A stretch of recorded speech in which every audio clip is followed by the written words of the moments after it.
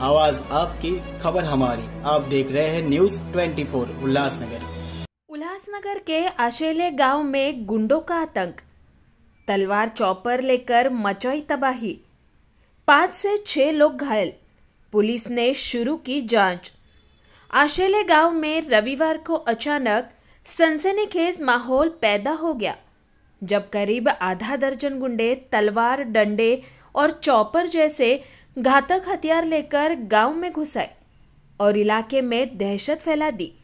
In उपद्रवियों ने कई वाहनों में तोड़फोड़ की, घरों के दरवाजों पर तलवारों से हमला किया और स्थानीय निवासियों को निशाना बनाया।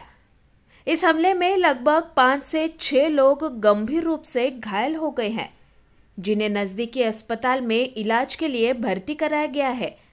चश्मदीदों के अनुसार हमलावरों ने बेहद आक्रामक और संगठित तरीके से हमला किया, जिससे पूरा इलाका भयभीत हो गया।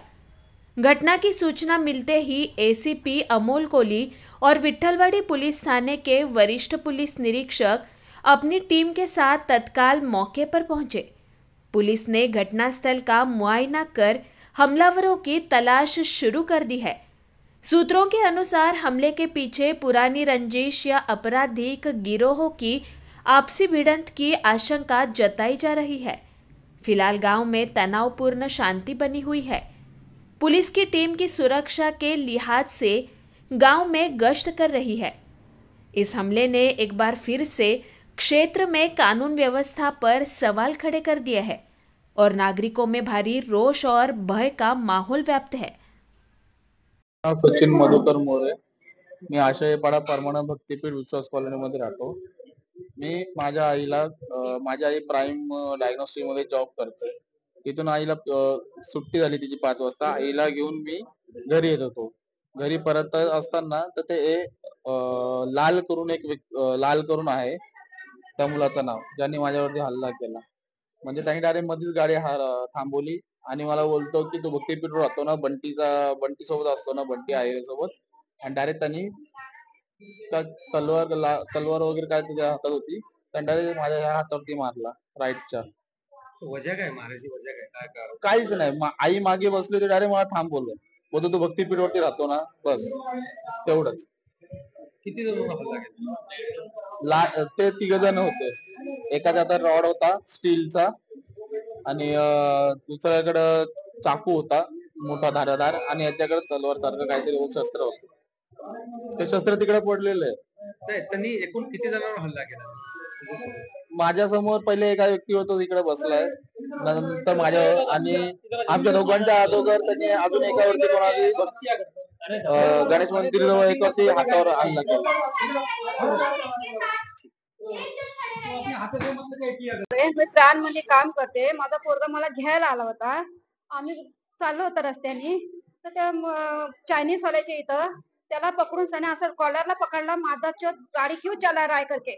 बोलतो बाबा मी माझ्या रस्त्याला चाललोय, तर त्याने पटापट मारवार टाकायची सुरुवात केली। मी पकडायला गेलो तर माझ्यावरती बी त्याने टाकले। तर मला माझ्या पोराला छातीवर, डोक्यावरती, हाताला पूर्ण फाडलंय माझं पोरग।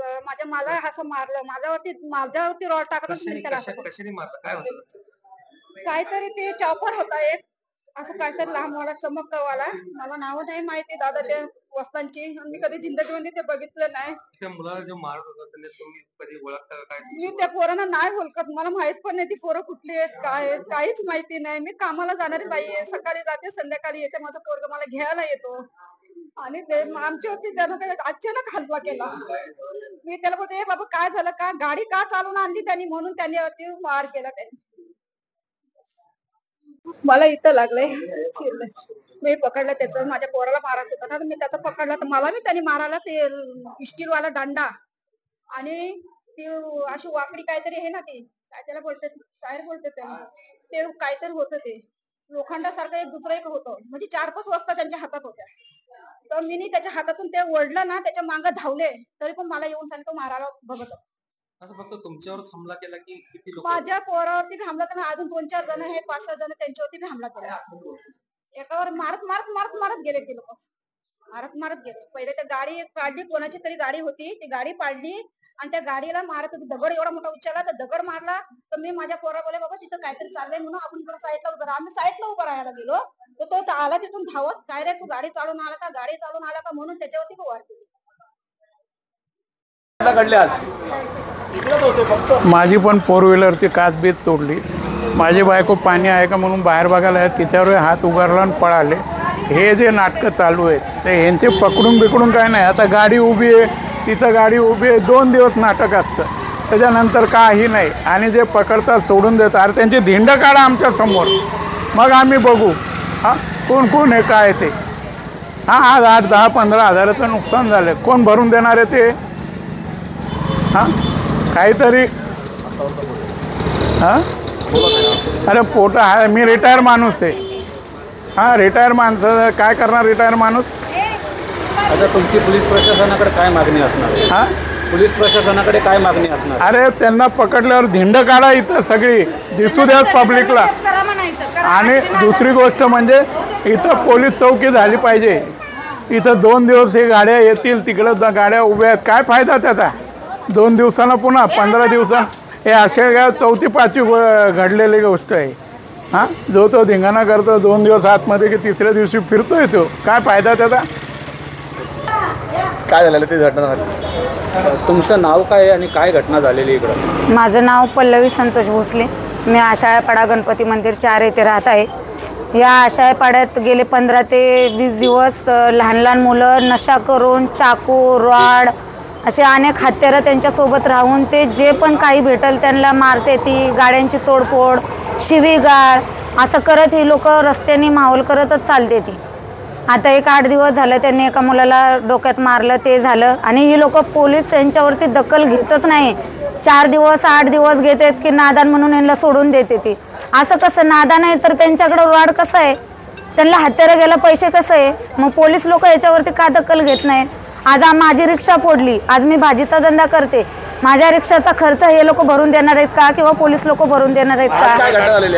आज 5 ते 6 वाजता या 4-5 जणांनी रिक्षा, बाईक, ॲक्टिवा असे धंदे, काहींचं पाणीपुरी, काहींचं 4 व्हीलर, काहींचं बाईक, असं सगळ्यांचं नुकसान केलेलं आहे. तर ह्या पोलीस काय करतात? पोलीस काय असेच बसलेत का? हां 2 दिवस पोलीस लोक नेतात, 4 दिवस ठेवतात की सोडून देतात. पोलीस लोकांना एकच सांगणं आहे की तुम्ही त्यांना नेऊच नका. जे गुन्हा करताय ना, जे गुन्हा करताय त्यांना नेऊ नका, त्यांच्या आई वडिलांना जमा करा. आई वडिलांना जेव्हा जमा करणार ना तेव्हा ती पोरं सुधारतील. तोपर्यंत ती पोरं सुधारणार नाहीत आणि पोलीस लोक काय दखल त्यांची घेणार नाहीत. कुठले पोरं आहेत ते? ते इथलेच आहेत, आशाळपाड्यातली. आशाळपाड्यातली त्यातलं नाव काय मला जास्त माहीत नाही. तरी एकाचं नाव काय लाला का लल्ला असं काहीतरी ती लोक बोलता बोलता वरडत होती की लल्ला पळ, लल्ला पळ, एवढंच मला नाव माहीत आहे.